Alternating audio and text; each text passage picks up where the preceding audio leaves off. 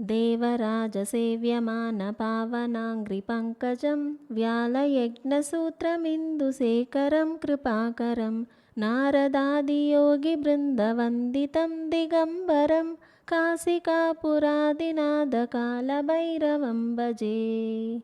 भानुकोटिभास्वरं भवब्धितारकं परं नीलकण्ठमीप्सितार्धदायकं त्रिलोचनं कालकालमम्बुजाक्षमक्षशूलमक्षरं काशिकापुरादिनाथकालभैरवं भजे। शूलटङ्कपाशदण्डपाणिमादिकारणं श्यामकायमादिदेवमक्षरं निरामयं भीमविक्रमं प्रभुं विचित्रताण्डवप्रियं काशिकापुरादिनाथकालभैरवं भजे।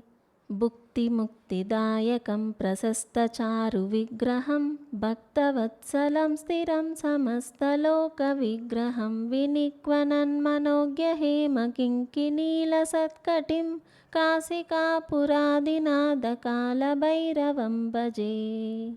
धर्मसेतुपालकं त्वधर्ममार्गनाशकं कर्मपाशमोचकं सुशर्मदायकं विभुं स्वर्णवर्णकेशपाशशोभिताङ्गमण्डलं काशिकापुरादिनाथकालभैरवं भजे। रत्नपादुकाप्रभाभिरामपादयुग्मकं नित्यमद्वितीयमिष्टदैवतं निरञ्जनं मृत्युदर्पणासनं करालदंष्ट्रमोक्षदं काशिकापुरादिनाथकालभैरवं भजे।